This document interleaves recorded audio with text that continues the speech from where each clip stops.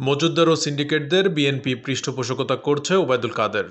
তাদের সরকার ছিল ব্যবসা শিক্ষা, বিএনপিতেও সিন্ডিকেট লালন পালন করেছে।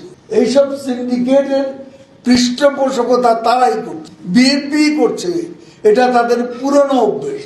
আওয়ামী লীগের সাধারণ সম্পাদক এবং সড়ক পরিবহন ও সেতু মন্ত্রী ওবায়দুল কাদের বলেছেন, দ্রব্যমূল্য নিয়ে অরাজক পরিস্থিতির সৃষ্টি করতে মজুদ্দার ও সিন্ডিকেটদের বিএনপি পৃষ্ঠপোষকতা ও মদত দিচ্ছে। শনিবার 24শে ফেব্রুয়ারি দুপুরে রাজধানীর ধানমন্ডির আওয়ামী লীগ সভাপতি শেখ হাসিনার রাজনৈতিক কার্যালয়ে আয়োজিত সংবাদ সম্মেলনে তিনি কথা বলেন।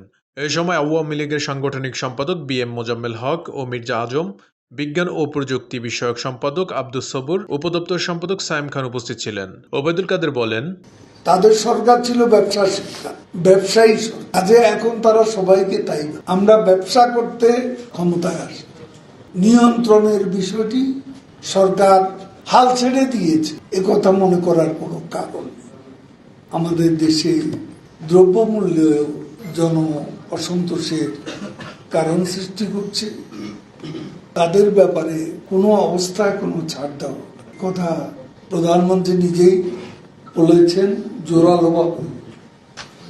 একটা কথা বলতে চাই, বিএনপি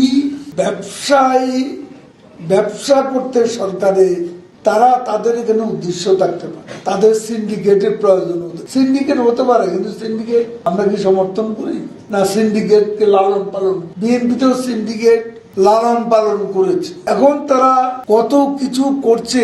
আজ দেখুন কোথায় পাওয়া গেছে 1 লাখ কত ডিম পাওয়া গেছে, মজুত করে রেখেছে।